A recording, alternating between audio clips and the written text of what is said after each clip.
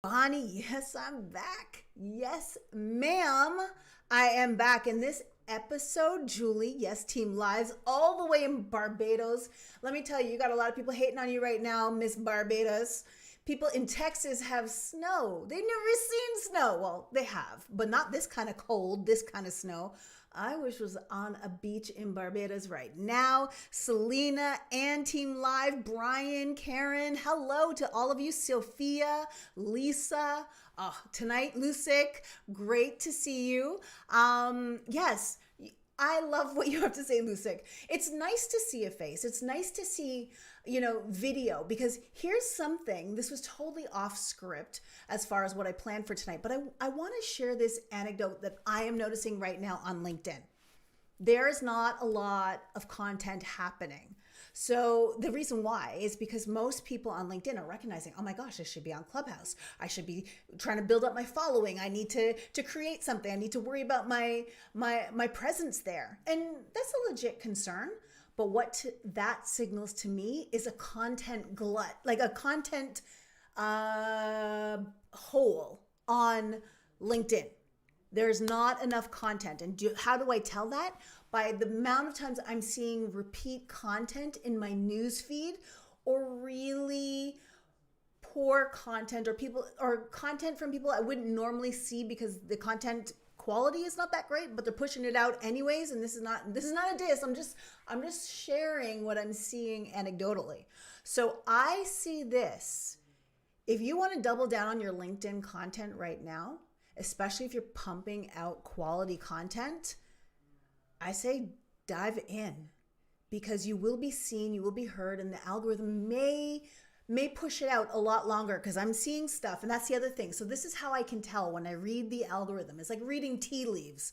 There's only so much worth in that. But when I read the algorithm and I'm seeing things that are showing up in my algorithm, maybe as new content, but when I look when it was posted 4 or 5 days ago, that tells me there's not as much content from your usual content creators, because they're building their thought leadership over on Clubhouse, which is really easy to do because it's their voice and they just have to rely on what's up here. There's none of this to get ready. Trust me, this takes time, right? But I'm just saying I see an opportunity. What about you guys? So I'm going to jump into the comments. But of course, in the meantime, those of you checking in Team Live, I love you. Thank you for checking in for Team Live. And if you're watching the replay, that does not mean there isn't love from you, from me, because there absolutely is. So thank you so much. But here's what I need you guys to do. Speaking of algorithms, right now, this very second, if you can give me a like, a love, a support, a light bulb, whatever it is you're feeling right now, when you do that, the algorithm says, hey, people like her. We should share her a little bit more. Y'all know what I say, sharing is caring. So let's make sure that you pop a little love and let people know that you're watching just simply by tapping that like button. So I appreciate you guys more than you know. And look at that. I already see you guys are coming through for me. Thank you. You guys are awesome. And Julie says, thank you for this episode. I'm looking for, look at this. You guys are fire. I love you guys. You know how much energy this gives me just seeing that? Feels so special. I'm glad you're looking forward to this. It's funny, Julie, so many people have been requesting this, having me talk about this. And it's funny because clearly I'm not the introvert. No, that's obvious. But as much contrary to popular belief, I'm not the extrovert either. I am an A for ambivert. And so what I want you guys to do right now in the comments is let me know. Are you I for introvert, which is totally cool? Or are you E for extrovert because you love to be out there? Or are you somewhere in the middle? You need to recharge. You need to step back. The spotlight, you're cool in it and you're great around people. But at the same time, it is stressful, and and it's not just stress in the moment, you anticipate that stress. So whether you're an introvert, extrovert, or ambivert, let me know with the A's. I'm seeing a lot of A's. So in the middle, I hear you, Nicole, all the way over. Nicole on Facebook, I hear you and I see you. Some I's. So let me see. I love this, guys. This is awesome. I'm loving. So it's really a mix. Yes, Brian is E all the way. Yes, you are, Brian. I love your energy. Savannah A, Tashina is an ambivert. Summer an A, and yeah. So look at you guys. I got it. So you guys, I'm taking all of you guys tonight, regardless of whether you are an introvert, extrovert, or ambivert. My advice for you guys, because I did some research just to make sure I wasn't just, talking out. No, I'm never talking out of my butt, but I wanted to use another word. But anyways, I wanted to make sure it was really relevant to you guys tonight. But before they do that, I'm going to get a sip. And as a side note, this red lipstick, I'm loving it. Sorry, that was the vanity of it all. That was very extroverted of me, yeah? But anyways, all right. So we're going to dive right into it now, the thought leadership. And before I do that, let me tell you about Tap That App today. I am excited about this app. If you are a content creator, I don't care if you're an E, an A, or an I, this is going to be really helpful for you. And my scroll stopper was so stoppingly awesome. Like, so good. So I can't wait to share that with you. But anyways, so stay tuned for that. Two really good ones. So let's dive into this thought. You guys, I am not on my game today. We are talking about introverted social people. But here's my first tip for you. Let your profile talk for you. Okay? Let the profile talk for you. And here's what I mean by that. So many people, when it comes to really putting themselves out there, especially from an introverted perspective, there is such a challenge when it comes to just talking about yourself, talking about your strengths, talking about what you can bring to the table, muscling up that energy to be heard in the moment. And this is something that works for you offline, online, in meetings, whether you're being social or not, because we know that people are validating who you are, right? And we know that they're checking you out. They want to know what you bring to the table. But if you set yourself up for success before you even enter a conversation, also, if you're having conversations where you no longer feel the burden of proof to talk about and validate all the things that you've done because you already have a strategy in place. And what is that strategy? You're going to connect with them. And for most people watching, LinkedIn's that spot where you're going to connect with them, but not necessarily. If your content is better reflected on Instagram, there you have another profile to talk about you.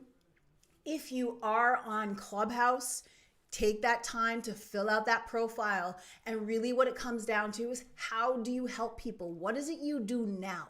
Not what you did to become who you are.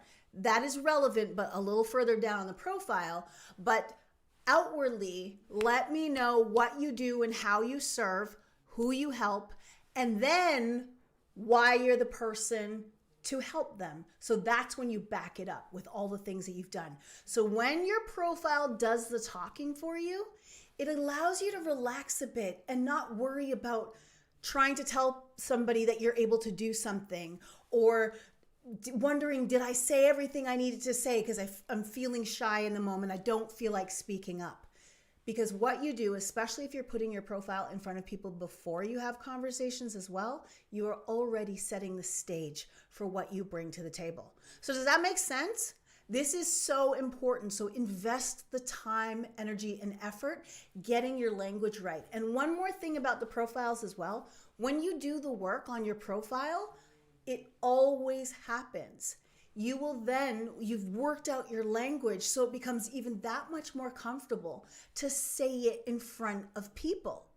So this is an incredibly important lesson that makes sense. And trust me, invest the time, effort, and energy. And so Tony says, I am an introvert. I get emotionally drained after 45 minutes of socializing. Tony, I got a tip for you. So you hang on. I got a tip for you because I hear you.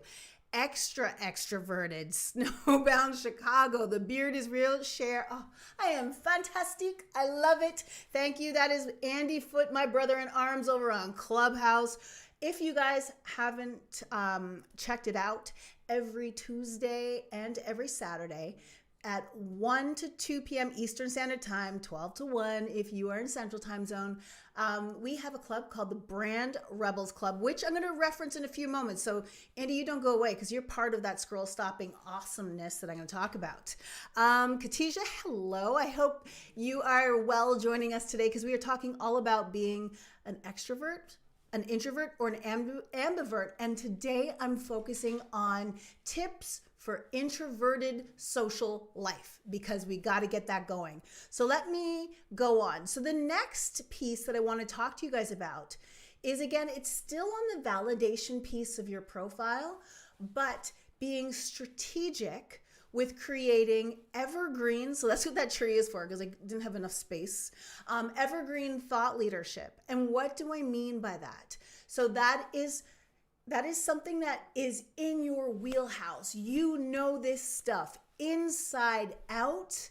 And this is something that people rely on they want to know more about your expertise in this area, or it will help them to validate what you know. If you create some thought leadership where it's like, it's an article, it's a video, put your time, effort, and energy into creating that and have it in your featured section. Right? So that's that gallery at the top where you can show that. So right away, when someone is, again, validating who you are, checking you out, your profile is doing the talking, but then they go a little bit further by diving into your expertise that you want to own. So owning those awesome gifts that you've been given through your content. And again, that gives you more strength, especially if you don't plan to be active from a content development perspective. Hold on, guys. Especially if you don't plan to be active, like creating content all the time. What you need to do, sorry, I didn't mean to cough on the mic. What you need to do is make sure that you have stuff that is it's evergreen, meaning it's always relevant. And you could even do that on an annual basis, or on a quarterly basis, just refresh it a little bit. But whenever you read it, it's still relevant. And this will help you because, again, it's another way for people to build trust in you without having to show up all the time. So this is a little bit more of that someone's coming again to check you out. All right, so hope that's helping so far. I'm seeing people are liking that. Rob House is saying good stuff. Megan, I understand. The iPhone is on the way and you will be in. If you need an invite, talk to me. I'll figure it out for you, okay? Here's another tip that takes the pressure off, especially if you're introverted. It is so wonderful to collaborate with somebody else. So what I mean by that, collaborate to create. So maybe that's a podcast. Maybe that is a live show where someone else's energy counters you and you guys are a good mix together. Because what that allows you to do, especially if you can find the right chemistry and someone who gets you and perhaps giving them instructions around how to bring the best out of you or planning. Because when you're collaborating, what you're doing is you're volleying off each other. And then you can even plan your questions in advance that you want that person to talk about. You can talk to them in advance because when you're collaborating together, you have that moment before you hit record or go live. So this way, one, it keeps you accountable because I know my introverted friends, sometimes it's like, yeah, I'm going to do it. And then you're MIA. But when you collaborate with somebody, it holds you accountable to the work. Yes, exactly, Yashika. You want to make sure you find that right person as well because it has to be a good mix because you can't have, quite frankly, you can't have two introverted people kind of like, just kind of doing things. You got to find the right mix. And then you can't have that extreme extrovert that is going to take over the stage or take over the mic. They might as well be doing a show by themselves. You know, you got to find someone who gets you and you vibe off of. And maybe that's before you even pitch them an idea. What you may want to do is have just conversations around what you're thinking as a potential topic so you can get a vibe for your banter back and forth. And then what you can do as well is even do some test runs to see how it sounds before you go live, before you get it out there. You just want to make sure that, you know what, it sounds good, or these are the things we can work on, and you have to be able to be confident enough to let that person know, I think what you need to do is just give me a little bit more space to start saying something before you step on me. Because that's the other thing. I know sometimes, especially for introversion is a spectrum, and I know that. So some people are extreme introverts and they definitely need that space. And some people can kind of muscle themselves up and push through it, power through it. So you just have to be self-aware. And I think that's important. But collaborating to create is huge. Next thing. Quality over quantity. I can put this on many things. When I wrote that, specifically, I was talking about your network. You don't have to have a huge network to have your social presence work for you. Okay, if you're trying to write a book, if you're trying to be branded and business famous, you want to be a speaker, you want to do that, yes. Guess what? Suck it up, buttercup. Sorry. But you gotta put yourself out there. You got to make sure that you are building a big network. But I would say about 80% of the people who are leveraging social in their professional life don't need a huge network, but they need a quality network. So what you want to do is focus on that quality, focus on letting the right people in your network, so that, and being very intentional about who you're reaching out to. This is not saying be afraid of stranger danger and don't let anybody in your network. But what I'm saying is, especially the people that you're trying to build relationships with, that you're taking the time to do that. So what I'm going to do right now, before I get on to my other tips, because I have quite a few, I want to jump into the comments and see what you guys are saying. So let me see here. Hey Doug, nice to see you. I see so many people, the A's. I'm scrolling in, got lots of comments. You guys are awesome. Humeria says, yes, let the positioning profile do the talking. Love it. You have to love it, because then it just lets you off the hook, right? Collaboration is my word for 2021. All right, Julie, that is what I'm talking about. That is how things happen. That's how things happen when you collaborate. Any high level examples of collaborations to consider?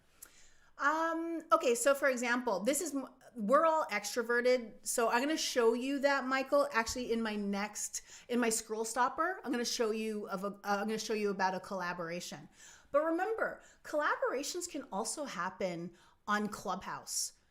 Especially because it takes the pressure off having to do all the video plus the talking plus the everything else.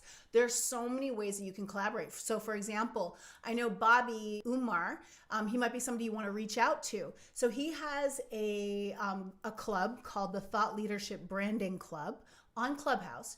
They have a standard time of day that they go every single day between 4 and 6 Eastern time. And they have different regular mods that do that event. And I'm one of them, so I'm on Fridays and Saturdays. However, what he opens it up to is if you want to do something outside that timing, you can pitch it. And then you could either collaborate with somebody else, so bring somebody else on as a guest moderator, have a conversation, or again, that's just one thing to think about, right? So if you want to get into that, reach out to, his name is Bobby Umar. If someone can tag him in there who knows him, that would be awesome. So that's an example of a collaboration. I'm going to show you what one looks like with me and somebody else, 2 people else actually. Darshan says, love you, Cher from Mexico. I wish I were in Mexico. Man, Katisha says, collaboration can be text-based. I love that. So you can, I love this idea. So Katisha's basically saying is there's a lot of text-based challenges where it's like hashtag 10 days, 10 tips, where collaborators embrace this hashtag based off of their comfort. So basically you can join in on an ongoing conversation, and like, even though you're individually contributing, you're collaborating for a bigger conversation through a collective hashtag. So that's another thing to look out for, those kind of challenges. Love that idea. Wow, that's amazing. Yes, be intentional, 100%. Thank you, Kiva, for putting that out there. Alex, thank you. Alex, stay tuned for my my scroll stop, not my scroll stopper, my Tap That app, 2Ps, because you're going to like this. You're going to want to tell your tribe about it. I just found out about it today and I think it's dope. You might already know about it, but just stay tuned because it's great for video creators. Next thing, okay? So quiet your feed. Here's what I mean by that. Sometimes the noise, the crazy noise that social media brings to our phones, brings to our screens, is just so much coming at us.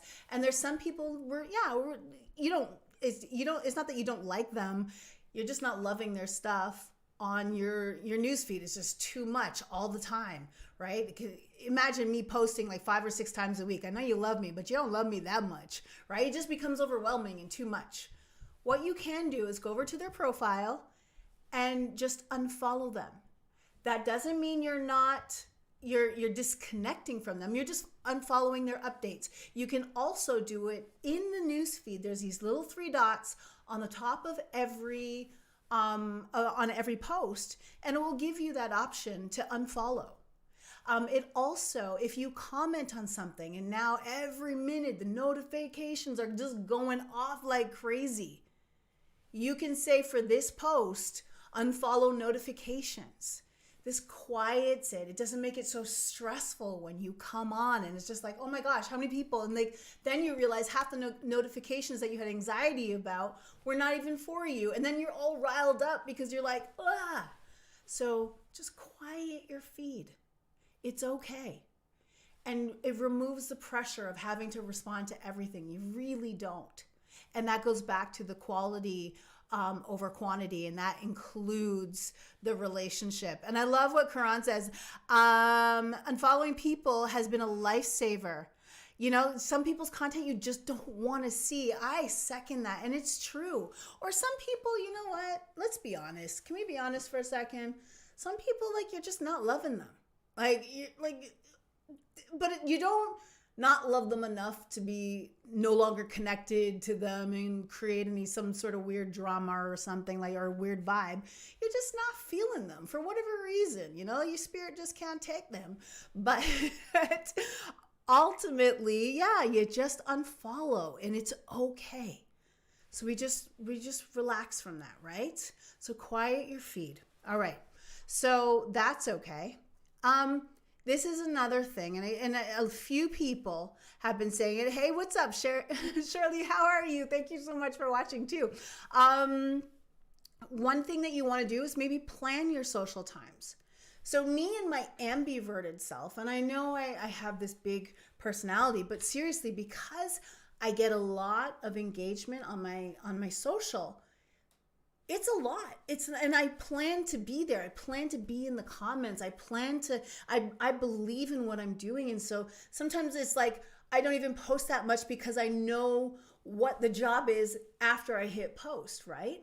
But one thing you can do is plan when you're going to be social, so that you can bring yourself into character. You know that at this time, and then you only stay within that time. And you can even put a timer on your phone so you know that there's a beginning, middle, and end to how long you're spending. And it allows you to be in the zone, to be social. So I love it. Yes, follow the hashtag #JustAskShare. 267 followers. If you're not one of them, come on, I want to get to like 300 or even 500 one day. That would be super dope. And of course, it helps to make sure that you see this content, because, you know, sharing is caring, and I'm always caring that you guys get the good stuff. So I appreciate that, Andy. Thank you so much. And so yes, at the end of the day, plan your social times. And then my last tip is consider an alter ego. Guys, I love, love, love this tip. And this is my final tip. So this is the book. Can you guys see that? The Alter Ego Effect by Todd Herman. Okay? This book is incredible for helping you handle anything where you feel like that sometimes you're getting in the way of doing what you need to do.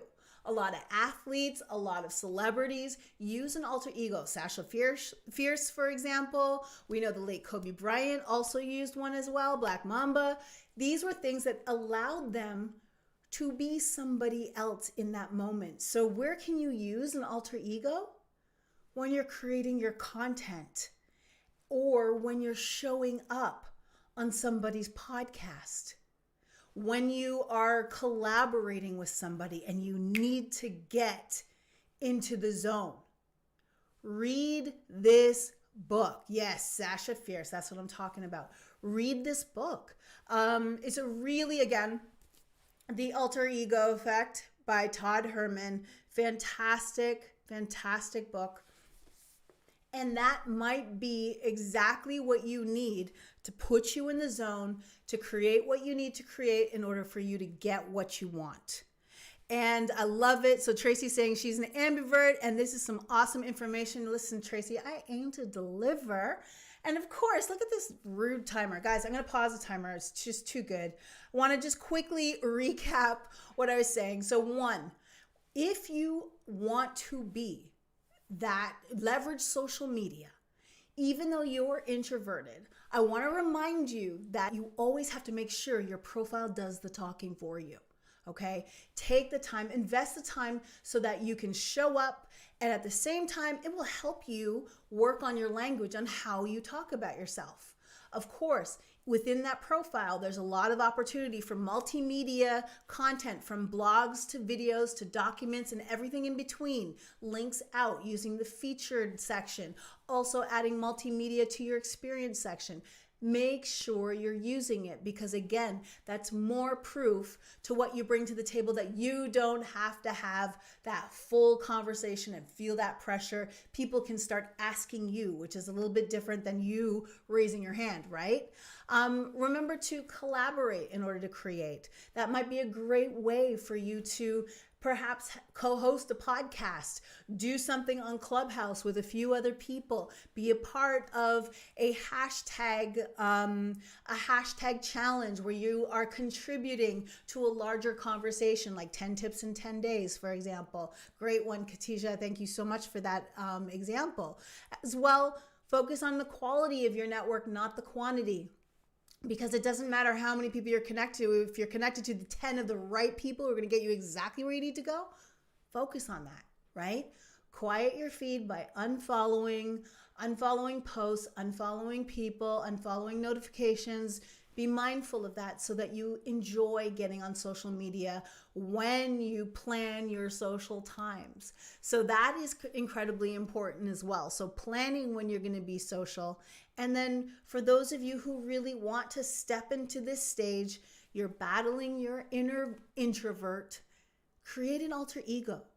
Check out that book that I recommended, The Alter Ego Effect by Todd Herman. Fantastic book that will help you step into your Sasha Fierce, your Black Mamba, and really create that content that you need to create. So I don't know about y'all, but I feel like this was a fantastic conversation. Yes, I'm patting myself on the back, but introverts, you guys, I want to see you come to life in your social, because this stuff works. Being social works. So let me know with some thumbs up, some applause, some support, love, don't care. Just let me know what you think with all that, and I really appreciate you. I love what Megan's saying. You are what you consume. Love a good feed, so tidy up. Especially, I love that, Megan, especially if you want to make sure that you are following even the right hashtags. That is not just about people, that you're following content that you're actually excited to see and comment on. I could have gone on a lot longer, but clearly I don't even have enough time. but that's what we're talking about today. So thank you guys so much. And I hope you guys found this useful. All right. So you guys know I already paused my timer because it's stressing me out. But today's scroll stopper is something that I don't care if this doesn't catch your attention, I don't know what will. Look at this awesomeness, and see whose face is right up on Mount Rushmore. Yeah, me. So let's talk about this. And this is not just because I'm on it, although listen, David Breyer, you did a fantastic job with this. So he created this. He's just like, guys, send me a straight on shot of your face. We're like, okay. And we do it, right? We're just listening. And this is what he created. Like when you're scrolling by, just lightning alone. Like, let's just talk about the lightning. So let's give the roses where they belong. Give me 1 second. And this is who we're talking about. David Breyer, he's Google's #1 rebranding expert. He's a slayer of mundane, liberator of awesome, advisor to CEOs, and author of Amazon's branding bestseller, Brand Intervention. He's responsible for $2 billion with a B in sales, and he's a keynote speaker. And also, as you can see, brand crush repeat. Today, we actually talked about branding lust metrics. So that was me, David, and Andy Foote, who was in the comments. So this was a fantastic conversation. As you can see, a President's Day special session, Tuesday, noon Central, 1 p.m. Eastern, for the Business Rebels Club over on Clubhouse. So let's talk about this, shall we? One word, lightning. Is this not working for you or what? Like, how can you not? Like, look how fire that looks, right? Oh my gosh, I can't even stop looking at it. It looks that good. All right. Second thing, here's where you get in. In the Washington, that's what I'm talking about. In the Washington spot, no less. Exactly, Tim. I got the #1 spot. I'll take it.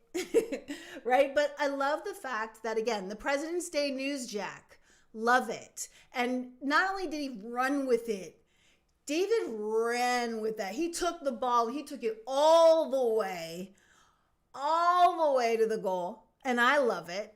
And so newsjacking, for those of you who are not used to that term, so let me just come back to you for a second. Newsjacking is where you're taking something that people are talking about, could be a story in the news, or it could be, again, something that a holiday or anything like that, and bringing it into your posts so that you can kind of co-opt that into what you're doing.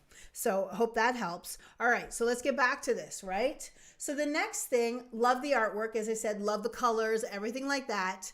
And now let's just go into the post itself, because the copy was also on fire too, and I don't want to get lost in just that incredible image. So join Cher Jones and Andy Foote and me as we get, in quotes, presidential in the Clubhouse, discussing what's never, all caps never, been discussed in the Oval Office. The topic, branding lust and metrics, which ones to love and which to avoid. Some metrics tease, others metrics please. We discuss which is which and which to avoid like the plague. It's tomorrow, Tuesday, noon Central, 1 p.m., blah, blah, blah. So what was awesome with that is he definitely gets you with the intrigue and the fascination. We're going to talk about stuff that was never talked about in the Oval Office. So even connecting again back to the Newsjack, right? And very cleverly written copy without being over the top, because that's the fine line of when you get good stuff. It's like some people take it to the next level where it gets corny. David knows how to walk that line. And if you talk to him, which I spend a lot of time talking to him these days, and Andy, and we are just always collaborating. So this is an example of a collaboration where all of the work is not dependent on one person, but you bring in the right minds and the right mix. So going back to what I was talking about before, even as an introvert, as long as you communicate that with your partners up front, or your partners that you're an introvert, they'll know how to work with you, but you know what your job is, right? Anyways, so David just he is like a word slayer. So Andy, by the way, but David did this work. So I'm throwing the scroll stopping love over to you, David, because you rocked it. And he is a creative genius. I agreed. And is definitely attention grabbing. So I hope you guys like that. I hope you learned from it. Again, the newsjacking, obviously awesome 3D sort of graphic style with the lightning. There are ways to do this, my friends. You gotta work it out. So next up, tap that app. 2 Ps. And of course, before I do that, let me remind you once again, Andy did it before, but I'm going to remind you now, don't forget to follow the Just Ask Cher hashtag, because more content is definitely coming your way. So I want to make sure you're doing that. And yes, if you just tuned in and you notice that the clock ain't working, it's because I stopped it, but we're going to get it started once again. But before I do that, let's jump into my recommendation for the week. So all you video creators, all you podcast creators, even those who are creating audiograms and need a little bit of music, but want to avoid the overplayed copyright or non-copyright music on YouTube. I found out about this today. I'm going to tag the creator in just a second, but y'all need to hear about this. It is free music, and the library is fire. Like, it is really good. It's from Upbeat with 2 Ps. Just like tap that app. 2 Ps, my friend. So Upbeat, 2 Ps. It is free music for creators. And you get 10 free tracks per month. And they give you like everything you need to put into your YouTube video. The collection is awesome. It's a lot of good stuff that you haven't heard before, because that's the problem with using YouTube's library or any of the other free stuff out there. And then they have a premium version as well. So if you are creating stuff, it's $6.99 a month. So this is definitely something, again, if you're creating your podcast or anything like that, or if you're creating videos, you need a cool track. If you are, that being said, so let me focus on you guys for a second. That being said, if you're doing anything commercial, so if it's not content, but you're starting to use it to sell something, then get the licensed version. They have commercial licenses for a lot of their tracks as well. But this is, again, it's a creator's dream to have this. But speaking of creators, let me shout out the creator that I found out about this today. So this is Tristan Barracks. He has a fantastic YouTube channel where he wants to help you learn, create, and share over on YouTube. So obviously check it out. And he breaks down, so you can see that first video there where it says Upbeat over on the top right. That's where he breaks down this brand new service that just came out. So check it out. And I'm going to pretend like I'm being honest with the time and keep it going. But definitely I found out about this because of him. So of course I am ready to shout him out. So I think that was awesome. And so what I'm going to do now is just jump into the comments once again, just to see if you guys have any more questions that I can answer for you, because let's see. I love how Nicole's saying, I love these tips and the wisdom tonight. Thank you so much. I appreciate that encouragement. Yes. And Julie's like, what? Yes. Free music. Absolutely. Does it integrate with other software? I think it's just a matter of you downloading the MP3 for the song. Like, it will just allow you to download it. So I haven't played with it too much. I was just impressed with what I heard so far. I was actually going to use something else, but then I saw that Tristan, he dropped that video in the Black Canadian Black Creators Facebook group, and I was like, that's a great video. And then I clicked over. I was like, wow, that's a great Tap That app. I was going to use something else, but I thought, hey, brand new video, really broke it down. So again, go check him out. He's awesome. And then how do you make the customer experience? So this is the question. So this is the Q. I'm going to give you my A to the Q. And this is from Kira. How do you make the customer experience exciting? Any content tips? That's a really good one. So it depends on the type of content. It all starts with intrigue and fascination. So what we saw in the scroll stopper before, it's like you got to get that lean in factor. So maybe finding the right analogy or the right way to get someone to like What do you mean? What do you mean? What do I get with that? What do you mean? What didn't they talk about in the Oval Office? Like something. So right off the top, you create that intrigue with your very first line, right? And then you've got to have so depending on your tone, so it really depends on what type of content, but you've got to hit them in the right tone. So for me, all the content that I create is very conversational. And it feels like, and that's something I think that most people, when it comes to content, we have a relationship with our screens. So we're engaging, but you really have this one-to-one relationship. So stop. I see that so many people, what they're doing, unless it's something like this where I'm literally talking to a lot of people, most people, when they're engaging your content, it's just you and them. So lean in and get your personality in there and have that one-to-one connect. Don't just speak to many people. Go right in there and make it feel like, even if you're talking about other people, make it feel like you're talking to them about other people. Another thing, guys, this thing stresses me out so much. I'm just trying to stay honest. I really am. All right. Another thing that you can do is think about interactive elements. And this is something I'm really thinking hard about as I go forth with different types of content is, okay, so for example, Instagram is the perfect place to do interactive content. So in a gallery post, you've got 10 posts where it can be a graphic, it can be a video, it can be an audiogram, like all of these things. And if you could connect the dots in that would be amazing. If you had a blog post where instead of like featuring a video of something else or featuring pictures, you go deeper into what you were saying by embedding a video of you talking to them about the very thing that you're writing about. So again, looking for that interactive elemental play there. I think that there's something to it. And of course, you know, being on brand with your colors and your copy, your pictures, everything like that, that all matters. So it really comes into what sort of experience do you want them to have? Do you want them to have that clean experience? Do you want what impression? So thinking about that in advance, what impression do you want them to have? So I hope that helps. And yes, so just visit. Thank you very much, Shirley, for sharing that.